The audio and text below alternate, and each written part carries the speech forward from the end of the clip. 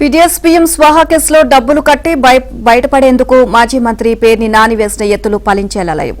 ఈ ఘటనలో జరిమానా సుమారు ₹1,72,00,000 చెల్లించినా క్రిమినల్ కేసును ఎదుర్కోవాల్సి ఉంటుందని పౌర సరఫరాల శాఖ ఉన్నతాధికారులు స్పష్టం చేస్తున్నారు.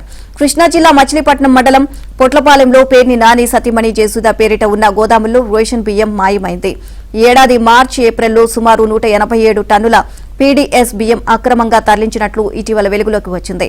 అటు పేర్ని కుటుంబం విదేశాలకు పారిపోకుండా లుకౌట్ నోటీసులు జారీ చేశారు.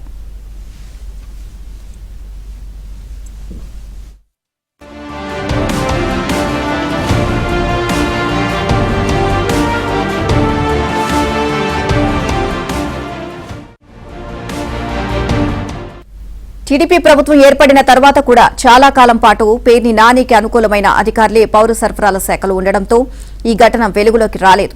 ఎట్టకేలకు కొద్ది రోజుల క్రితం బియ్యం స్వాహా వ్యవహారం వెలుగులోకి వచ్చింది. ఈ విషయం టీడీపీ నాయకులకు తెలియడానికి ముందే పేర్ని నానికి చేరిపోయింది. కేసు తీవ్రత గుర్తించిన పేర్ని నాని తప్పించుకునేందుకు తొలి నుంచి ప్రయత్నిస్తున్నారు. నవంబర్ 25న నెలవారీ తనిఖీల్లో భాగంగా పౌర సరఫరాల శాఖ అధికారులు గోదాములకు వెళ్లారు. తనిఖీలు చేస్తే తన గుట్టు ఎక్కడ బయటపడుతుందోనన్న ఉద్దేశంతో తాళాలు లేవు అంటూ వారిని తిప్పి పంపివేశారు. ఆ మరుసటి రోజే నవంబర్ 26న ఆయన కృష్ణా జిల్లా జాయింట్ కలెక్టర్కు లేఖ రాశారు.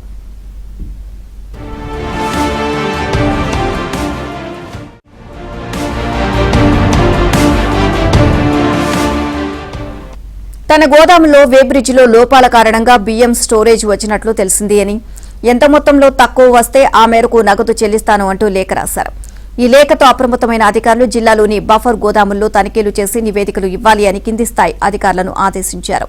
నవంబర్ 28, 29, 30 తేదీల్లో అధికారులు బఫర్ గోదాముల్లో తనిఖీలు చేశారు. పేర్ని నానికి చెందిన గోదాముల్లో 3,708 బ్యాగులు బియ్యం 187 టన్నులు తగ్గినట్లుగా తేలింది. ఇక ఈ మేరకు జేసీకి నివేదిక ఇచ్చారు. ఇక ఈ అంశంపై తదుపరి చర్యల కోసం జేసీ పౌర సరఫరాల శాఖ ఎండీకి లేఖ రాశారు.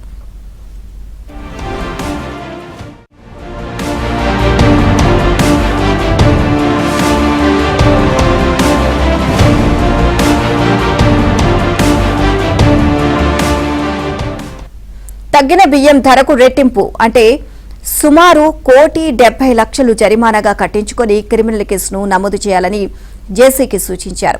జరిమానా నోటీసులు అందిన వెంటనే పేర్ని నాని ఆగమేఘాలపై పావులు కదిపారు.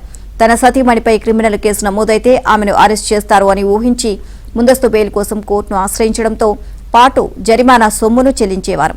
ఇక ఈ నెల 11న కేసు నమోదు చేస్తే 14న ₹1,00,00,000 చెల్లించేశారు. సోమవారం మిగిలిన 72 లక్షలు కట్టేశారు.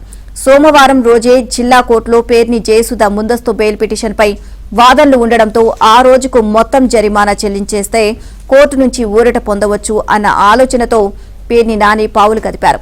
అయితే అధికారులు మాత్రం జరిమానా చెల్లించినా పేర్ని జేసుదా క్రిమినల్ కేసును ఎదుర్కోవాల్సి ఉంటుంది అని స్పష్టం చేస్తున్నారు. కాగా జిల్లా 9వ అదనపు కోర్టు న్యాయమూర్తి పిటిషన్పై విచారణను ఈ నెల 19వ తేదీకి వాయిదా వేశారు.